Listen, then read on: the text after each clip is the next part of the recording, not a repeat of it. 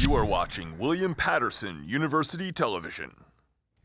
Welcome back to the desk. Postseason baseball is in full swing, and our championship series matchups are set. And let's start with the ALCS, fellas. The Yankees made quick work of the Twins, swept them 3-0.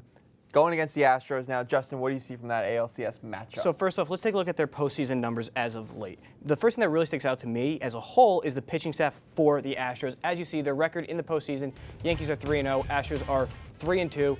The Yankees have scored 23 runs opposed to the Astros 19. Batting average 293 to 242. Hits 29 to 40. And ERA is 233 to 356. Now, obviously, the ERA for the Astros is higher, but they had to go a lot longer in games. But really, the pitching staff for the Astros is their strongest suit. Yes, the lineup is star-studded. They have Carlos Correa batting seventh. He was a first overall and top prospect. But I really love the pitching staff. Verlander, Cole, Greinke, aces on any other team. They'll carry them past the Yankees. Joe? I have to agree with everything you said about the Astros lineup, and a big thing that really stood out to me is the Yankees lineup and their ability to situationally hit. I thought that the way they played the Twins game with their bullpen and with the situational hitting was absolutely unbelievable. I thought it was managed perfectly by Aaron Boone, and I look forward to seeing that again when they play the Astros. Jimmy? Yeah, well, when you look at these two teams, their pitching matchup, it's almost even in terms you have elite starters in the Astros versus an elite bullpen in the Yankees. That's what I think it's going to come down to. Both lineups are stacked 1 through 9, very even out, very sorted. You know, you talked about Carlos Correa batting 7th. The Yankees have Gio Urshela batting like 7, 8, or 9. So both these lineups from top to bottom are going to be such a challenge for these elite pitching groups. I think we're in for a very, very competitive series. Steve? The crazy thing is this series is tops whatever the World Series is going to be, no matter what. Really? This is the World Series. The Yankees, they got to take a game at Houston, in Houston. They got to get to Gerrit Cole and Verlander, but I need to give a shout out to Gleyber Torres for a second. His postseason stats have been incredible, and I love what this kid is doing. He's batting .417. He had 5 hits, 5 runs, 4 RBIs, and 2 stolen bases, which showing off the wheels a little bit. And he's only 22 years old. So get used to this, everybody. Whoever's watching, get used to this because it's not going to end anytime soon. But again, the Astros, they have both Cy Young candidates on their team. Luckily, they're going to be most likely facing Gerrit Cole in New York, and that crowd, it can get a little rowdy. It's going to be a good series, though. And Jimmy, what you brought up too, the Astros pitching staff, they don't have a bullpen. Their at all. 4th starter is Wade Miley.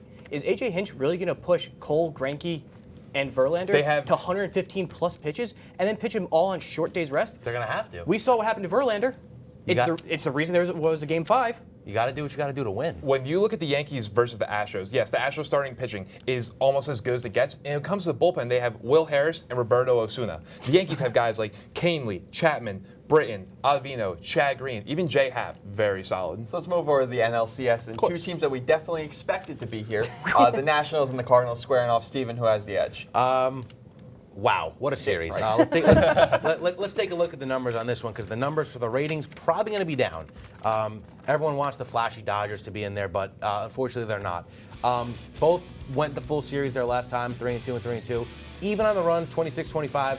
Batting average, Cardinals have the edge there, 251 to 221. 44 hits, they're neck and neck with 42. But the ERA for the Nationals and the Cardinals, 260 for the Cardinals, 4.0 for the Nationals. And the Nationals, similar situation like with the Astros, 3 ace caliber pitchers on the same staff.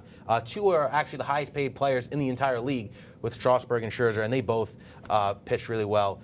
The Cardinals, I'm just not buying into the hype. They're led by Paul Goldschmidt, and really, who else do they have? Literally, who else do they have? Jack Flaherty, amazing pitcher this year. I'm looking at the Nationals. I'm seeing a guy like Anthony Rendon, a key free agent coming up, and the great Juan Soto, 21 years old. I'm seeing a Nationals clean, easy win here. Jimmy? Yeah, well, I'm with you there, Steve, in terms of the Nats taking this series. When I look at the Nats versus the Cardinals, I think the Nats have the advantage in the starting pitching department in terms of Scherzer, Corbin, and Strasburg. Now, the Cardinals do have, as you said, Jack Flaherty. They also have Dakota Hudson, Wainwright, and Michaelis. Not bad.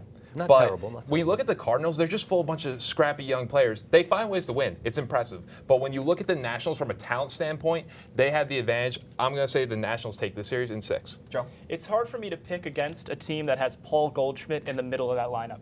That guy is unbelievable. Absolute monster with Arizona and now with St. Louis. Paul Goldschmidt is going to be the key to the series. On top of that, I like the veteran experience that St. Louis has with Molina and Wainwright there. They're a scrappy young bunch. I always like to root for the teams that kind of have nothing to, play for, underdog mentality, something like that. Now, again, as we were saying, the Dodgers we were fully expecting to be in the series. They were upset by the Nationals.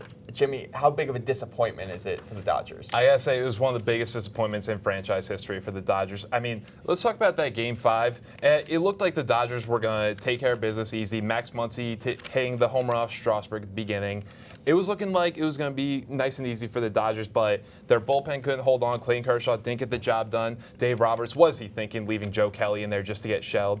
It was just as bad as it gets for Dodgers fans, and I know I wouldn't be able to handle this.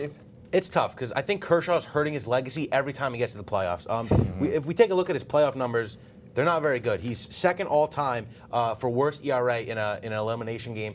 He has a 4.43 postseason ERA, 130 hits allowed, 83 runs, 24 home runs, and he's pitched 158 innings.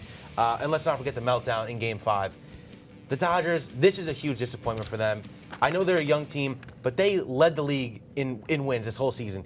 You don't go out there and lose on your home turf in front of your fans in the fashion that you did. Again, they were probably the World Series favorites up there with the Astros. This is a disappointment. Now, very quickly, we can't have a baseball block without talking about the other team from New York. Yeah. The Mets fired their manager, Mickey Callaway. Justin, who do you think should take over in the Shea? It's not Shea Stadium. Citi Field. Citi Field. I'm old. I like veteran manager Buck Showalter. He was Oriole guy. fired from Baltimore, yes, but that team fell apart fast. What's something he's never had? A pitching staff. A team, too, at the same time. He had a young core of like Machado, Scope, before Chris Davis was grotesquely overpaid. But he never had a pitching staff. What does the Mets have? Pitching staff and a young core of players. He's great with young players. He's always built the Diamondbacks. They went on to win. He built the Yankees. They went on to win. It's the perfect fit. Joe? I got to go with another Joe Girardi. The guy knows the New York media, been in the division, won Manager of the Year with the Marlins. On top of that, Mets veteran leader Robinson Cano knows Girardi very well. Cano's hustling was never a problem with Girardi. Always kept him under wraps. Great leader, and the wild card game experience, he's managed 2 of them to perfection, I thought, and I feel like that's going to come in handy with the Mets. Jimmy? I'm going to go with Carlos Beltran. When you look at Carlos Beltran, one trait that he has actually very underrated is he's bilingual. It'll help him develop the young players, the Latin American players, and plus you have the American players. He's always been known to be a great clubhouse guy. He was an elite hitter when he played, so I think he knows a thing or two. He's familiar with the area. He played for both New York teams. He played for the Mets. He was a fan favorite, so he knows the organization. He knows the Wilpons. I think Carlos Beltran will be a perfect fit for the Mets. Steve, round us out. I'm going severely unorthodox here, but he's coming in for an interview in the next couple of days. Mike Bell, Diamondbacks farm director. The Diamondbacks over the past few years have really built up that farm system really nice. And now it just got even better with the trade for Zach Greinke. Mike Bell has managing experience, managed a lot of years down in the minors. His brother's the manager of the Reds. His father was a manager of the Pirates. Got baseball in the blood.